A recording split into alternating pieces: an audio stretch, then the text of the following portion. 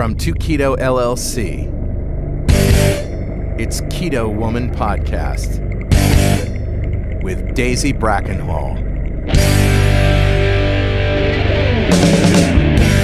Hello Keto Lovelies, I'm Daisy Brackenhall and I've spent most of my life struggling with my weight and confidence and have always had a difficult relationship with food.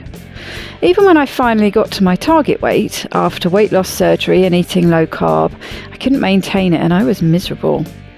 Keto has given me the freedom to fall in love with food again, without the constant gain, loss, guilt, virtue cycle of before.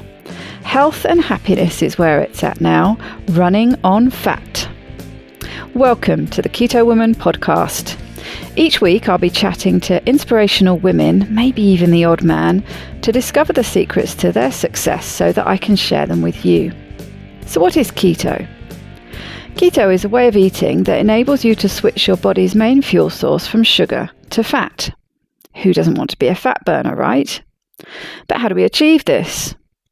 A great place to start is by keeping carbs to 20 grams or less per day. So things like leafy greens and above ground vegetables, plus some nuts and seeds and the incidental carbs you find in things like dairy. Moderate protein scaled to your lean body mass, and then fat to satiety. Once you're in the swing of things, you can tweak it to suit you, make your own personalised keto. I'll be asking my guest each week what their keto looks like to show you just how flexible and fabulous this way of eating can be. I'm not a doctor, and most of my guests won't be either, so we can't give you medical advice. It's always best to work with your own doctor because they know you and your medical history and so have access to the bigger picture. This week's extraordinary woman is Amy Chirico. Amy is a pediatric critical care medicine doctor in northern New Jersey where she lives with her husband and 2 toddler daughters. Her weight struggles began at an early age and she spent years yo-yo dieting and searching for a sustainable plan to lose and maintain her weight. She feels that keto, along with active work on her mindset and perspective, are the solutions for which she's been searching all along and have benefited her in so many ways beyond weight loss.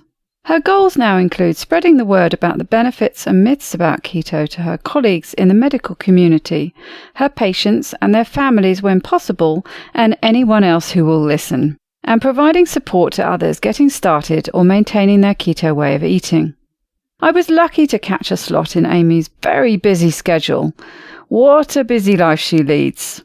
She has a lot of interesting ideas to share, and I hope you enjoy hearing about them as much as I did.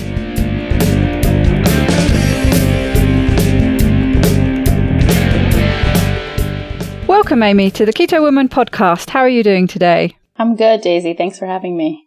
Now, I happen to know, because we just had a little chat before we started, that you're a little bit tired and need your bed. Why is that? I'm a little tired because I just finished working a 24-hour shift as a pediatric intensive care unit doctor. That sounds pretty full on. It is. Yesterday's wasn't so busy, but there are days. And how long have you been doing that? So I finished actually my pediatrics residency in 2015, and then I did my pediatric intensive care fellowship. Both of them I did in New York City at Columbia. I finished that in June, and I started this job, my first kind of big girl attending job, just a few weeks ago. So it's been an exciting time. Wow. Yeah, a bit of a whirlwind. Yeah. And you've got 2 children yourself, haven't you? So it must be difficult juggling work, kids, sleep. Yeah, it is. I had my older daughter who's 4 when I was a pediatrics resident. So that was difficult. I went back to work when she was about 7 weeks old.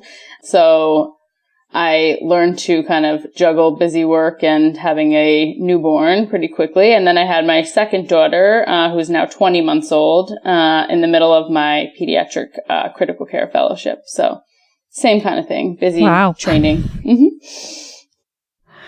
I bet that sounds like a challenge and a half. Luckily, I have a very helpful and supportive husband who does a lot with the kids. So, and my mother lives just like half a mile away. So she helps us out a lot. Oh, that is handy. Yeah. Yes, I bet you rely on that family support a lot. Definitely. Good to have it. So tell me a bit about you, about your background, what led you to start looking at dietary changes and find keto in the first place? So in terms of looking for dietary changes, I would say that's something I've been doing for my entire life, probably for the last 20 plus years. Yeah, I hear that a lot. I would say I started noticing that I had weight to lose, or started thinking about my weight even as early as a preteen, kind of young teenager. I think at that time, probably my weight struggle started with a whole culmination of things like puberty, and I had some hip surgeries between the ages of 11 and 13, which rendered me a little immobile, like post-op for a few months at a time. I think that didn't help. And then right around that time, my parents also got divorced, and I think that was a big stress in my life. So all those things together, I think, probably contributed to my weight gain. And then also, I think as a teenager is when you start noticing those kind of things. You become like more in tune to your body and comparing it to everyone else's and thinking about how you look, mostly become a little bit more vain in the teen years. I probably started then and dieted as early as then. I mean, I did Weight Watchers in high school, kind of like 9th, 10th grade, like that. Did mostly calorie restriction and all that yo-yo dieting and stuff. During that time, I think it was difficult because my mom, who I love dearly and I'm very, very close to and is one of my best friends, has always put a lot of pressure on me, I would say, when it comes to my weight. So my mom also had been a little overweight and wanted to lose weight, but sort of never to the degree that I was. And she always put a lot of pressure and said, oh, you know, you want to do it while you're young and you don't want to have that and you want to do this. And I always felt like I was even more overweight than her. So if she felt that way about herself, she must feel, you know, some even more exaggerated way about how I look and what I weigh and those kind of things. So I think that kind of, she was doing it in what she thought was a helpful way. And I've learned since to think, you know, like, just like her, if I had a child who had weight struggles, I would want to try to help them avoid it as early as possible. But I think that actually contributed a lot to my own feelings about my weight and my self-esteem and things like that. Very difficult balance for a parent, isn't it? To figure out what to do for the best. It is. It's something that I think about a lot now, you know, when my 4-year-old talks about food and what's healthy and things like that. You know, I always try to be very cognizant of not relating it to weight and how you look, but what's healthy for your body and what's not and things like that. But it is. And I know it was like not intentional, and I know it was just all coming from a place of love and support, but I made it mean a lot to myself. So I think that didn't help with my weight struggles as a teenager. And then, so I kind of like yo-yoed up and down, nothing really significant when I was a teenager in terms of weight loss, and then went off to college. And obviously that's a recipe for worsening weight problems and weight gain. And I did a lot of yo-yo dieting in college. I remember going to our kind of gym exercise facility on campus, and my roommates and I, again, doing calorie counting and all those kind of things, and would go up a few, down a few, but mostly upwards. And then after college, I got a master's degree in biomedical science before I went to med school. And during that year, I did a diet with my mom.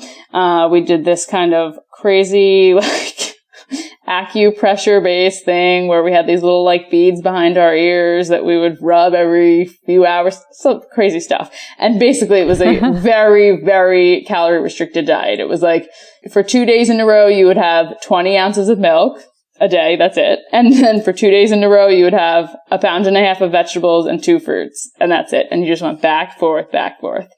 And, you know, I lost about 120 pounds in like 8 months doing that diet. Wow. You managed to sustain that for 8 months. That's quite impressive. That's the real miracle part. Like, I look back now and I'm like, oh my gosh, like, what was I doing to myself and how dangerous is that for your body? But, you know, at the time you're like, this is working for me. This is great. I can keep going. And my mom and some of our family friends had initially started it with us, but they, after a few weeks, were like, this is crazy. I can't do this. But we did it for that whole time. And I felt really good about how I looked and whatever. And I remember a lot of people around me being like, you're so different. Like, you changed so much. You're not so fun and whatever. And me just being like, oh, they're jealous, whatever. But I'm sure I was just like crabby, nasty B word because I was starving. So then, you know, at the end of that, we were still kind of going, and we went on a vacation and started like, you know, cheating a little bit more, and then that just goes off the rails. So, and then once, I think when you're on something so crazy restrictive, when you start eating normally again, it's so hard to go back to. So I never really ended up, I tried going back here and there, and then I kind of like abandoned it, and my weight slowly crept back up through the first like couple of years of med school, which were after that, which was hard. And med school was obviously very busy and stressful and whatever, and that added a lot of stress for me. So I ended up gaining the majority of that back.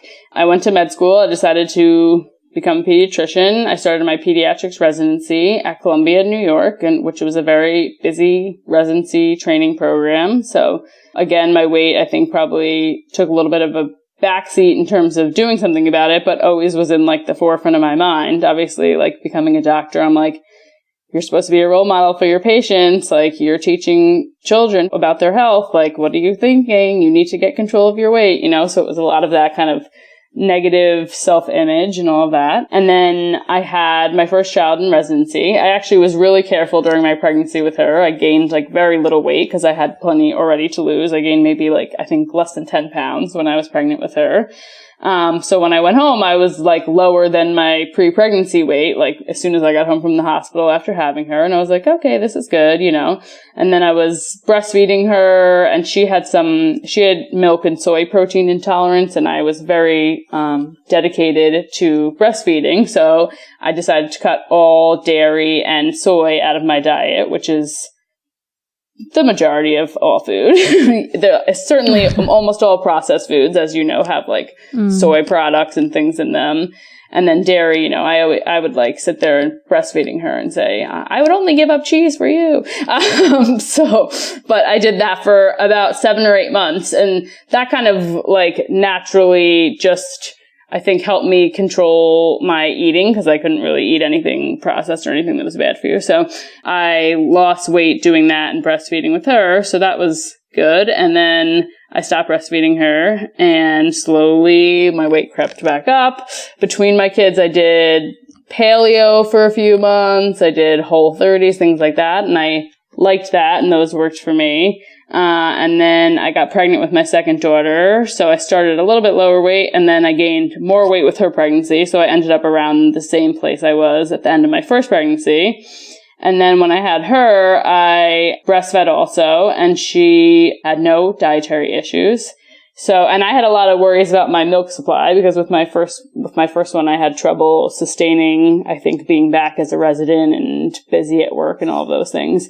I couldn't really keep up with her needs. So I ended up weaning her a little earlier than I wanted to. So with the second one, I was worried about my milk supply, and I was like, got to make sure I eat, keep up the calories for the milk supply, all that kind of stuff. So I ended up, gaining back almost everything that I had lost. So that brings me to when my second child was about 11 months old, which was last November. I was, getting toward finishing up my pediatric critical care fellowship. And one of my attendings was like losing weight, looking great. And I'm like, what are you doing? And she's like, oh, it's this thing. It's like low carb, high fat, and like intermittent fasting. And I'm like, high fat? Like, what is she talking about? That's crazy, you know? But she's like, no, it's so great. And she's like, look, I'm eating cheese, like all this stuff. And she's like, you should try it. So then in November, I was like, okay, I'll start like looking into it. She hooked me up with a Facebook group. There's like a Women Physicians Weigh In Facebook group, the majority of which do some iteration of a low carb diet. I mean, people do whatever they want, but the majority are doing some kind of low carb and whatever. So I started looking at that, and that was November. December was like the month that my house was ravaged with stomach bugs. So that gave us all a little jump start. And then in January, I kind of committed and decided to get going with low carb, high fat intermittent fasting, which in learning more about it, I figured out was actually keto, which she didn't call it. But I started restricting to, less than 20 grams of net carbs a day and eating in an 8-hour window. And, I read the obesity code and then read like the Big Fat Surprise and a lot of the research that I would read about or hear on. I started listening to Keto Dudes podcast and read some of that research. And I was just like, how did I never know about this? Like, why? I'm a doctor. I went through medical training. You get very little nutrition teaching in medical training, as everyone knows. But I'm like, hormonal theory of weight loss. This makes so much sense. Like, it's just mind-baffling to me that I never knew about this. And like, as I'm an intensivist. So at the heart of what we do, we are physiologists. Like, what our job is to know on a very basic level how the body works and what's going on with it, what's deranged, so that we can intervene and fix it and change what's going on. And it was just, it all just clicked for me, and every decision that I made after that kind of, I would relate back to those theories that I read about and just go from there. And it's been really life-changing for me, I'd say. I mean, I can't say anything. I'm only about 8 months into it, but it's unlike any other program that I've ever been on, because I don't feel like I'm doing that like white knuckling through like, oh, you just got to make it to your goal. You just got to make it to your goal. And I don't ever, I always say on every other diet that I've been on, it's always like the looking forward to the next cheat day, like when's the next holiday? When's the birthday? When am I next going to have like something good? When am I going to quote unquote cheat? Whatever. And since I started 8 months ago, I've never had a cheat day. I never feel like the need to quote unquote cheat, because I'm not hungry. I'm very satisfied and I feel great. So I've lost about 80 pounds since I started. And I have a little bit more to go, but yeah, it's been life-changing for me in the weight loss, but just in so many other ways. Like during this time, I've also started picking up some podcasts and teachings and stuff about all mind work and things like that. And that's something that I never really thought about or did when I did any other weight loss programs. And, I've always been like a crazy type A person, but things outside of weight loss have changed. I'm much more organized, much more neat, I try to work on other things. We were talking earlier about sleep and things like that. So I find that it's just kind of turned a lot of things around for me. You're absolutely right in talking about, and a lot of people say that with keto, that it's a lifestyle choice. It's a way of eating that we embrace for the long term, even though some people bang on about the fact that it can only be done short term and it's going to kill you if you do it long term. But we all know that's not true. It drives me crazy when people are like, oh, a fad diet like keto. I'm like, okay, exactly. You mean like people ate back in the day when there wasn't processed food and wheat and grains and all that? Okay, sure. That's right. And like you say, it's the difference between white knuckling on a diet that is basically not enjoyable at all and quite often really hideous, and jumping between these islands of these sort of cheat respites. Totally. That you just spend all your time looking forward to. And of course, the danger is, and I'm sure we've all done it, that one of those respite islands becomes the norm again. Right. And all that work that you've put in white knuckling it just goes out the window because you can't face going back to it. So totally. And you have one cheat day. So it's like, okay, well, for breakfast, I'll have like my favorite, bagel and all this stuff. And then for lunch, and then it's like, oh, but I can't fit it all into that day, so maybe it'll just be the weekend. And then before you know it, it's snowballing out of control. So Exactly. And I find often with people, well, I mean, certainly with myself, to use as an example, if I do go off plan because maybe I'm away and eating with family or don't want to make a fuss or whatever it is, whatever the reason is, I end up feeling so awful that it is just a blessed relief to go back to keto. Right. You know, so it is so enjoyable, and they, you know, it's a lovely way to eat. But the other thing I was going to pick up on with you was this weird imbalance that seems to exist with this lack of nutritional training for people at medical school, because it seems to me that every person who has had that kind of training, who finds out about keto, usually for themselves, it automatically resonates with them because, of course, they have all that biochemistry knowledge. So as soon as they start reading the science, they know exactly, you know, what you're talking about, what this stuff is that they're reading. It makes complete sense. Yeah, definitely. So it just seems crazy that there isn't more of that information given in medical school when we see what a massive difference it can make to people's health. I was going to ask you, in your work, how much are you finding issues with the children that you care for and see? How much of that is diet related? My work is a little different because it's so subspecialized that I just see like the most critically ill of children. So Right. I think I'm a little further removed than like a primary care pediatrician or a generalist, even like an adult, family practice or, adult, internist would be from seeing that. But certainly we all know that like obesity is a huge rampant problem and is starting earlier and earlier and affecting our kids greatly. So I think the fact that we don't get that kind of nutrition training in med school, I mean, I don't even remember what nutrition training we got. It might have been like a day worth of lectures in a 2-year period, really, because I don't remember what it was. And like you said, when we hear about this, it's like, you know, I give a lot of people credit who, you know, don't have that biochemistry background and like really read and work to understand this, because I understand like the fundamentals of those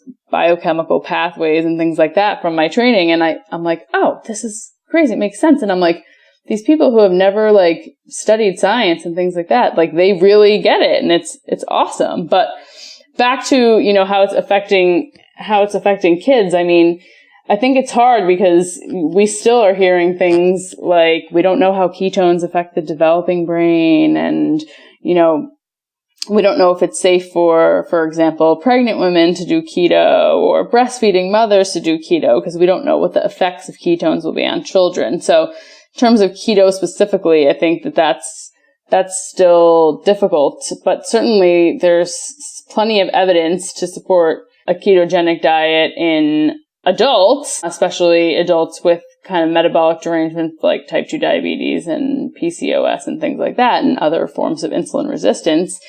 I first encountered a ketogenic diet and heard of a ketogenic diet when talking about kids with seizures. So it seems to me that kids with what we'd say refractory seizures, or seizures that haven't been responding to often multiple like anticonvulsant medications, are the kids that end up on a ketogenic diet. And many of them do have good success with it. And then in terms of applying it in my daily practice, you know, I try to spread the word about keto as much as I can, because I truly think it's very life-changing. So even I find, to me, sharing what I've been doing with other healthcare professionals, whether it be my colleagues in other subspecialties or nurses or anyone, at least, you know, if I talk about it, hopefully they'll either try it or talk about it and people will get to learn about it. And then recently, you know, we see a lot of kids with diabetic ketoacidosis in the pediatric ICU. So that's where, you know, our sugar derangements usually are, we don't have a lot of type 2 diabetics in pediatrics, but we have a lot of type 1s. And we see kids who have first been diagnosed with type 1 diabetes, and a lot of kids who either have uncontrolled type 1 diabetes or non-compliant with their insulin regimens and things like that. And, I have started telling parents, like, you're going to meet with a diabetes educator and you're going to meet with a diabetes nutritionist and all this kind of stuff. And I'm like, they'll give you what the standard recommendations are, but I'm like, there's also a thing called a ketogenic diet that you might want to take a look at, because some people do have success with it, and some type 1 diabetics find that they need to use less insulin. And, I can't say, this is what I recommend and you have to do it, because that's just not the reality of our medical system right now. But, and unfortunately, I know that the diabetes educators are going to tell them to eat hundreds and hundreds of grams of carbs a day or whatever it may be. But I find, if a few parents Google it and look up ketogenic diet and type 1 diabetes and one of them tries it, that's something. So. Exactly. And there's that great Facebook group, isn't there? The Type 1 Grit, which really is a sizable group now and has lots of fantastic information, and they're doing a lot of research as well, I believe. Yeah, that's good.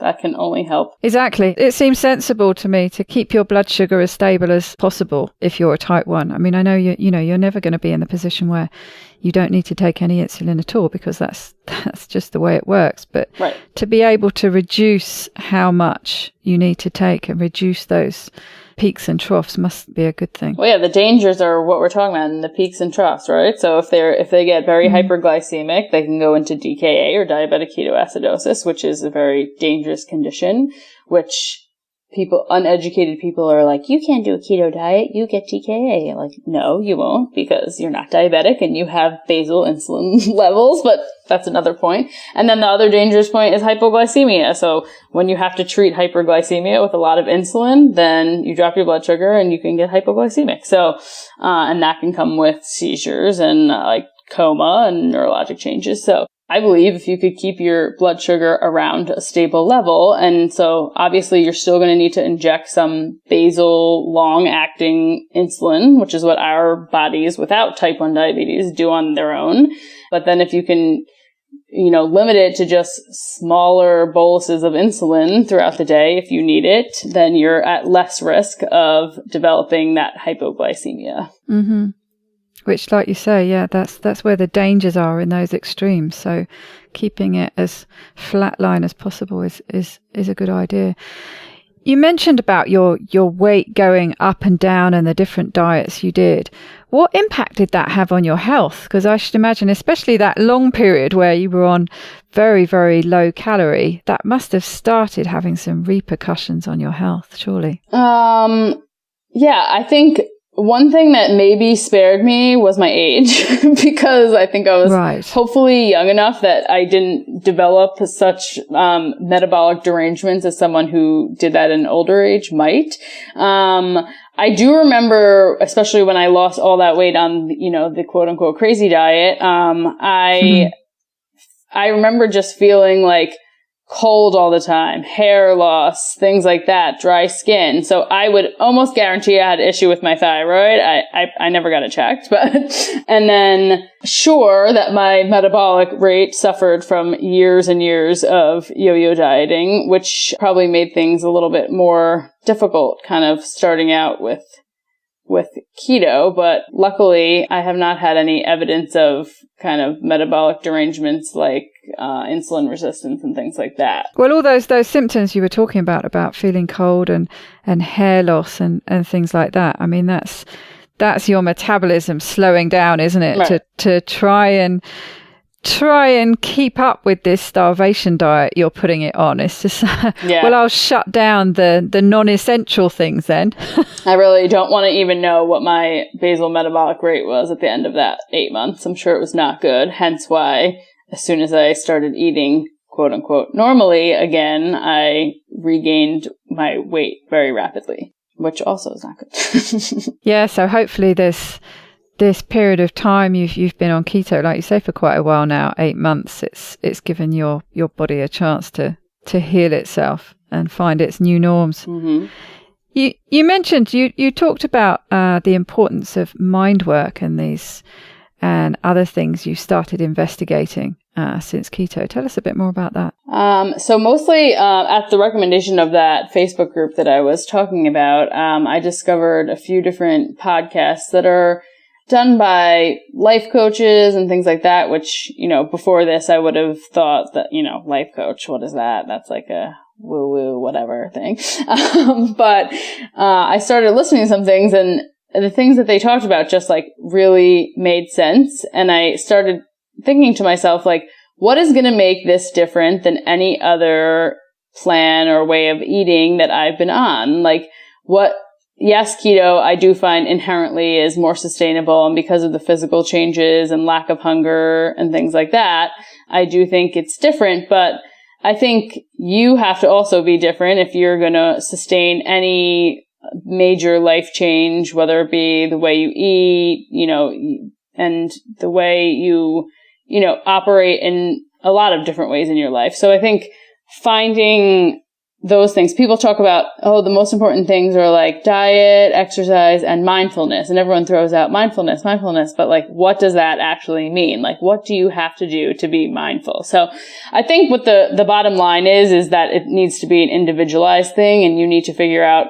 what you need to learn about yourself and sort of the things that you can do to be mindful. For me, some things that have been helpful is starting out just talking about like the real kind of fundamental reasons why you want to lose weight. And everyone will say, I want to fit in a size 4, or I want to look a certain way, or I want to go to this wedding and wear this dress or whatever. But that's not a real reason. You want to look thin, great. But there has to be a deeper seated motivation for why you want to lose weight. So for me, I would say, being an example for my children. I have 2 young girls. I already talked about the struggles that I had with my mother and my weight as a teenager and things like that.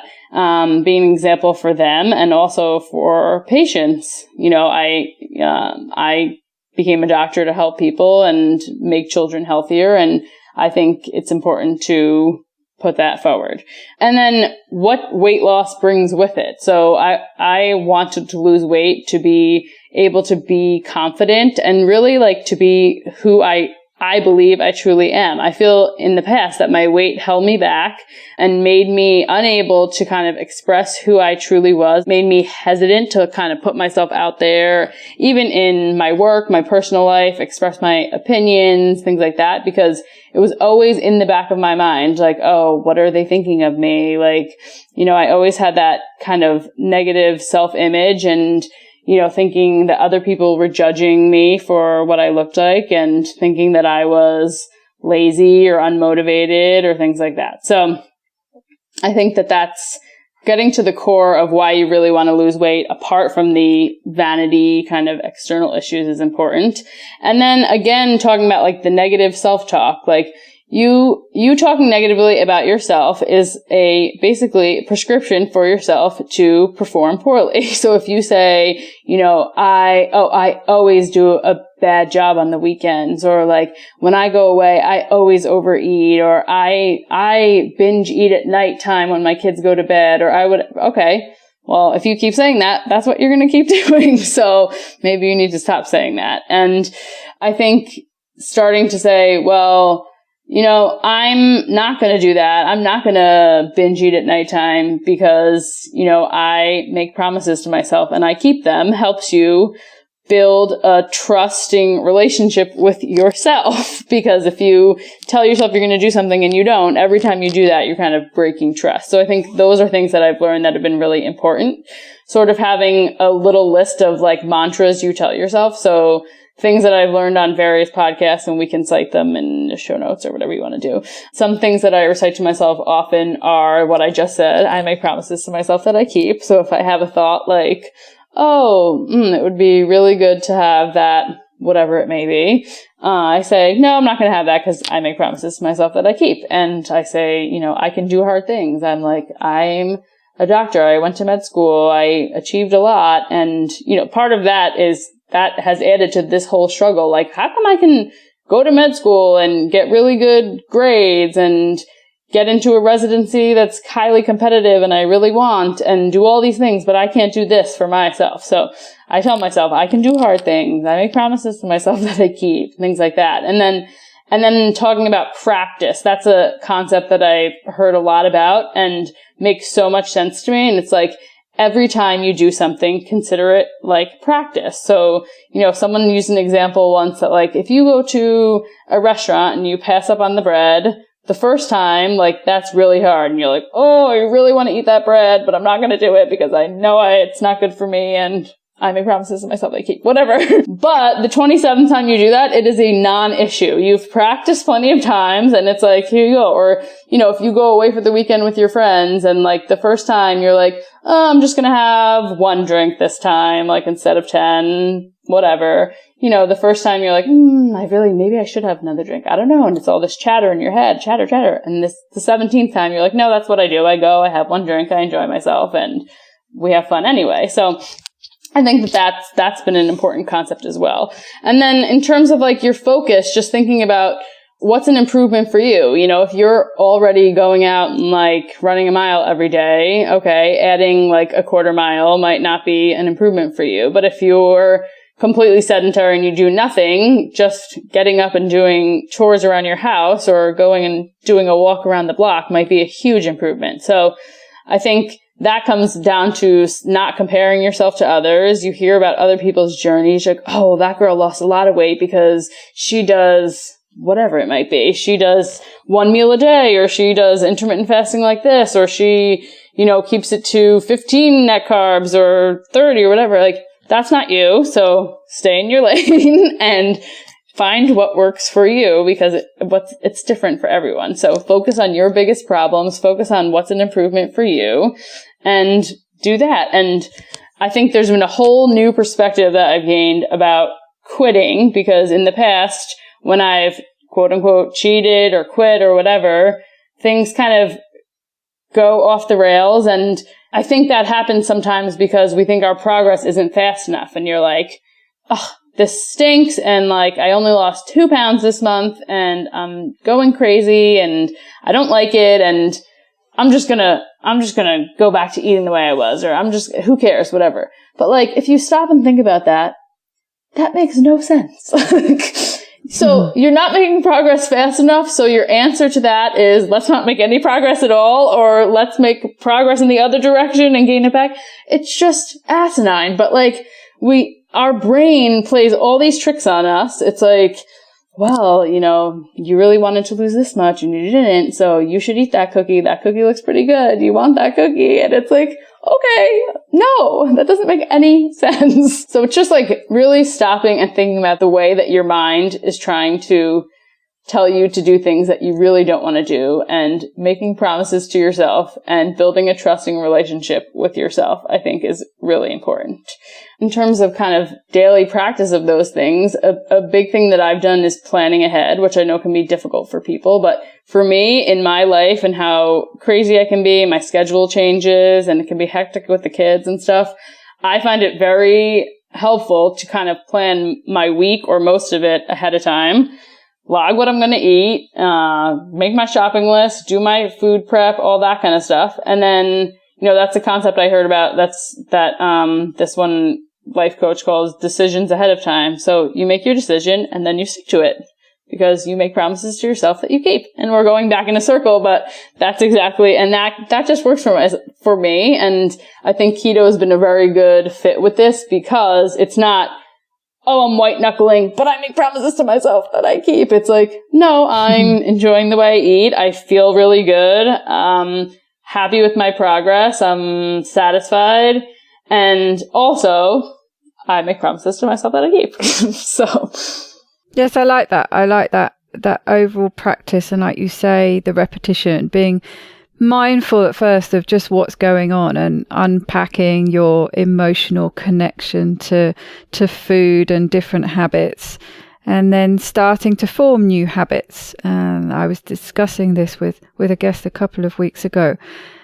It was saying that you can form these new neural pathways, these new habits. And as you were saying, it is very difficult the first few times you do it, but once it becomes a habit, and especially if that habit is starting to make you feel good, where the thing with those old habits is you kept doing them thinking they were going to bring you some kind of comfort, but actually they don't make you feel good. Exactly. So if you start with these new habits that start making you feel good, they're going to be much easier to keep reinforcing, like you say, with your mantras or anything that works for you. And I particularly like what you said about not comparing with other people, because that's, and again, this is with last week's guest was talking about this with her top tip, but it's very difficult when you set a standard with something that has nothing to do with you.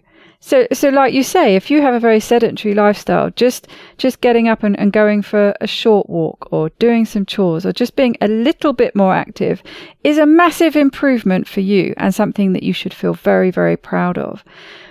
But what we quite often tend to do is, well, there's this person that's doing really well, who's lost a lot of weight and she's running a mile every day. Right. I should be doing that. And if I'm not doing it to that extent, then I'm a big old failure. But of course you're not. And you can never compare yourself to somebody else. So yes, I like that. I like that practice, and the fact that you build on it as you go, and you tweak it and you adjust it and you individualize it. I think that's what's so important for keto and for mindfulness and for all sorts of things, is tailoring it to you. Yeah. Like personally, I think social media can be a great tool, and I like it. I think it's a great support, and there are people out there that are available to help you if you're having an issue and provide support and things like that. But, I think that's where the danger comes in with the comparing, and that people read these stories and they're like, I have to do exactly what that girl did. And it's like, no, you don't, because that's not your life. And your work is different. Your schedule is different. Your body is different. The way you respond to certain foods or whatever is different. So, find what works for you. If you think, she's doing that and that sounds like something I could do and that would make my plan sustainable for me, great. Like, if you want to try it, great. But also, if it doesn't work, like, it's not set in stone, that didn't work for you. Okay, move on. Find something that does. So I think that's an important way to approach these kind of Facebook groups and Instagram and all that kind of stuff, is saying like, I'm going to look at this and use this as support, but I'm going to find what works for me. Exactly. It's just support and inspiration that you can cherry pick and make your own plan. And talking about that, I mean, what does your day-to-day keto look like? Because you've obviously got a very, very busy lifestyle. So you already mentioned that you do quite a lot of planning and prep work, probably on days when you do have a bit of time. So that, and I know that helps so many people, that if you've got something sitting there ready in the fridge for that day when you come back exhausted, and those old habits are gnawing away in the back of your mind saying, have something carby because that's what you need. If you've got something there ready that's quick and easy, you can bung in the microwave or just eat straight out the fridge. That really helps, doesn't it? So, but what do you do? Tell me a bit about your day to day. Yeah, I find planning ahead is important for me. One, because I'm busy and I need to have what I need ready, but also because deciding ahead of time what I'm going to have. And obviously, if I know I'm going out on the next Friday night or something, I know it's I'm going to that restaurant, I'm definitely going to have that. It's not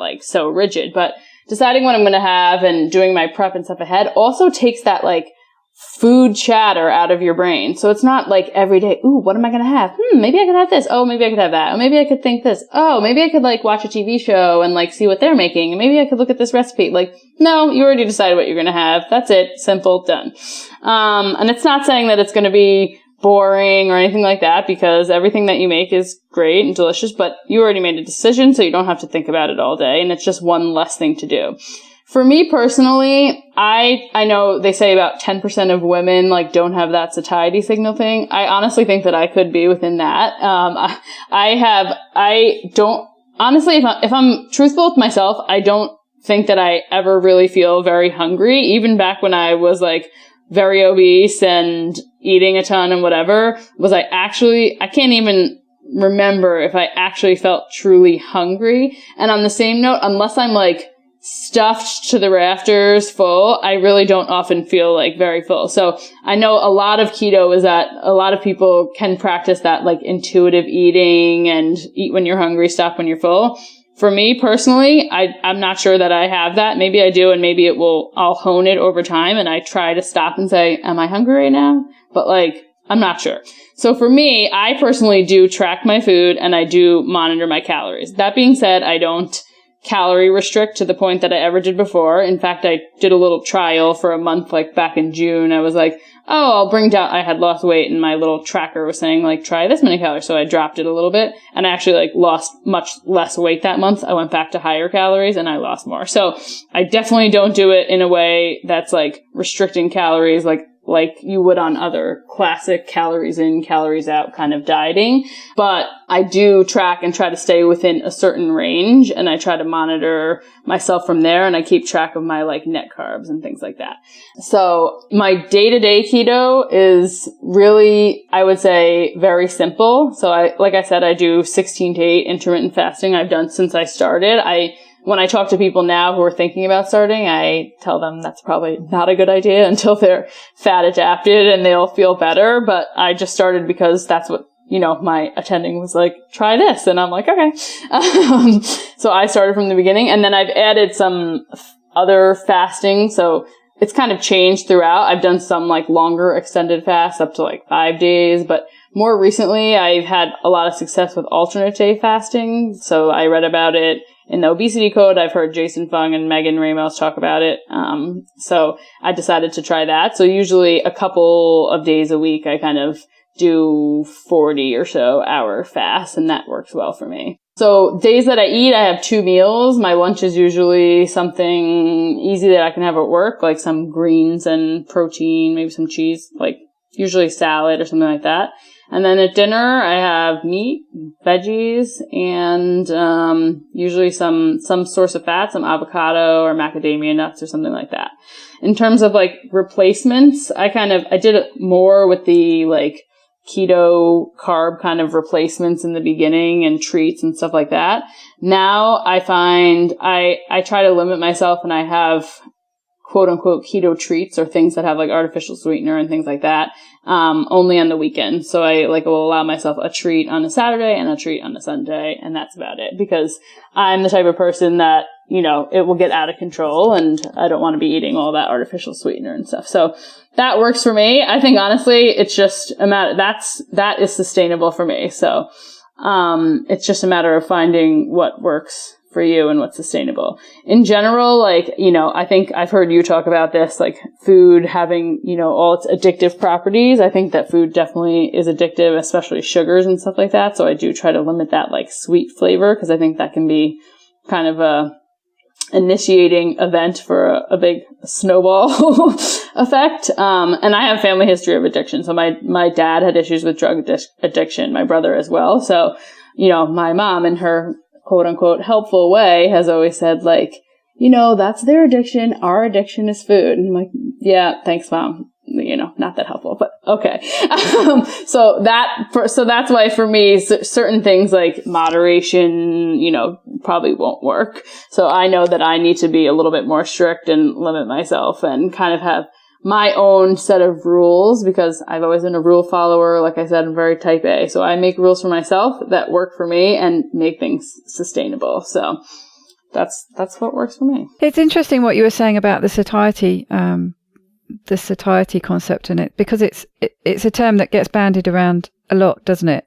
Eat to satiety, eat fat to satiety. We hear that a lot, and how with a number of people that works really well for them, and they do literally get to a point, I don't want to eat anymore. But for people, I think you have more of an emotional attachment to food. Mm-hmm. It's very difficult. Someone says to you, we'll just eat to satiety. And I know certainly that eating keto has helped tune me in a bit more to that. Definitely. But I certainly suffer from head hunger a lot, which has nothing to do with physical satiety. And interesting what you were saying about not sort of ever really being particularly hungry or feeling particularly full. And that's something I used to feel back when I was morbidly obese. And yes, never really feeling one or the other.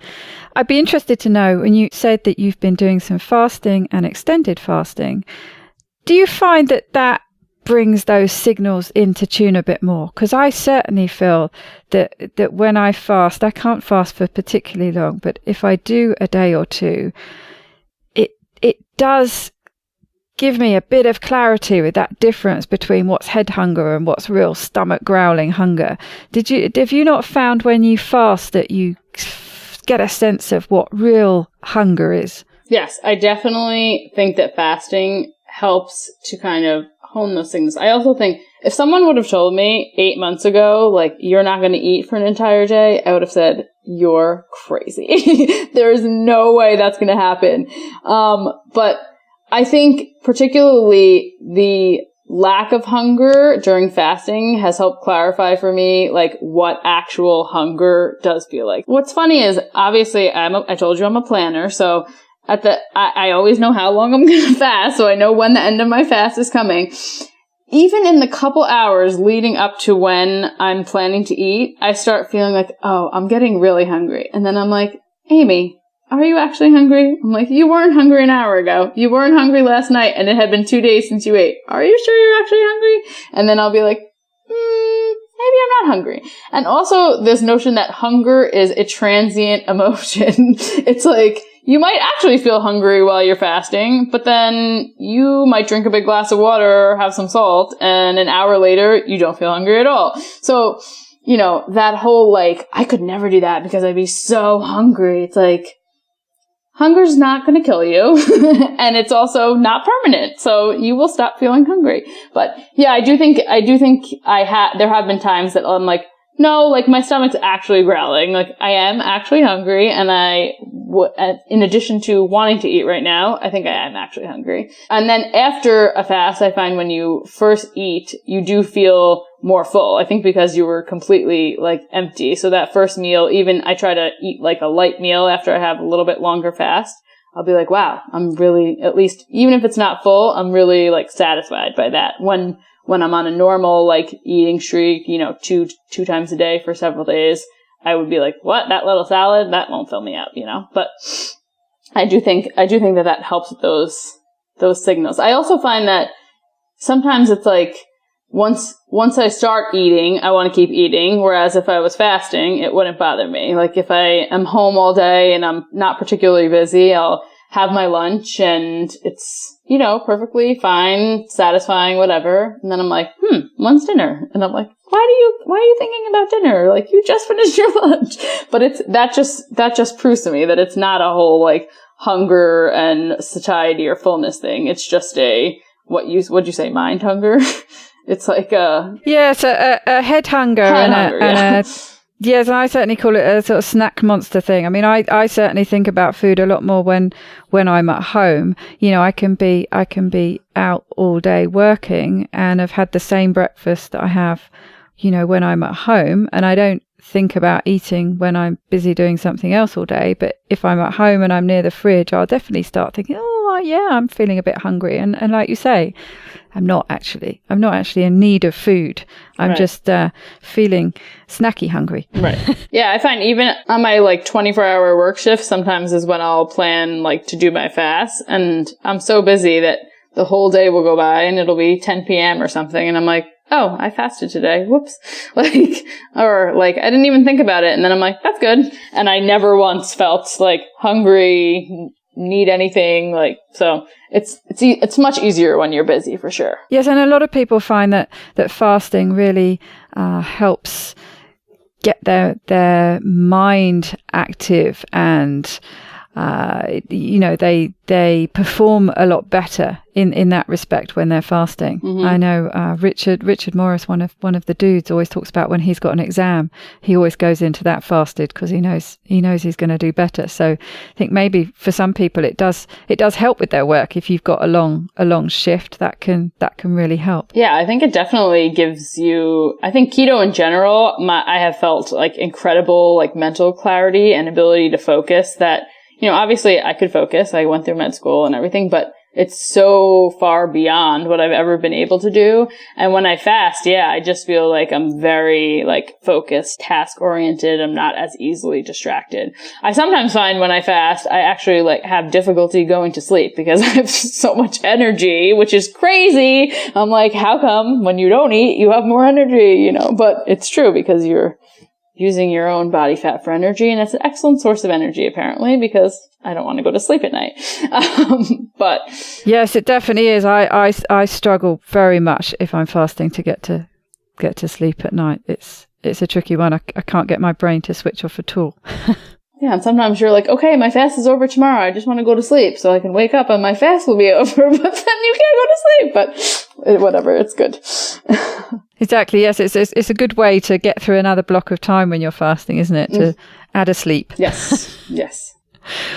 Well, knowing what a planner you are, I'm sure you've planned a top tip for us to end the show. What's your top tip? I thought about several different, but as I've gone through this, I think my top tip that's been the most helpful for me is really learn what your true motivations are for weight loss or improving your health, and then make your own rules, which focus on what is an improvement for you and what is sustainable for you. Because the bottom line is that's what's going to bring you success.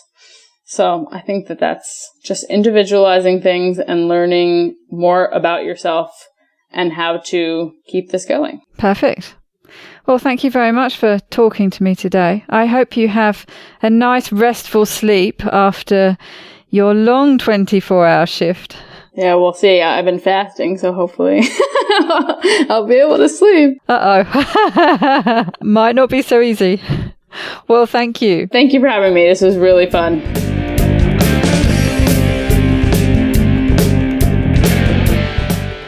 To get the resources and links from the show, please go to ketowomanpodcast.com.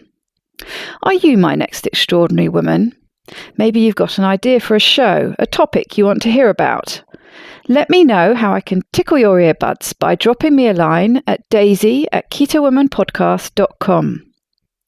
If you fancy joining me on this exciting adventure and want to help me create new episodes, please go to my Patreon page at patreon.com/ketowoman, or simply hit the support button on the Keto Woman podcast website. It's thanks to the two keto dudes that I'm hosting this podcast, so please consider heading to their Patreon page at patreon.2keto.com and help them bring you more podcasts like this one. Please help other people hear about and find this podcast by reviewing the show on iTunes and Facebook. Every star and review really does help. It doesn't go unnoticed by me, the people who regularly like, share and comment on my posts. Your support means the world to me. Thank you. This week's quote is from Louise Hay. I do not fix problems. I fix my thinking, then the problems fix themselves. Bye-bye, Keto Lovelies.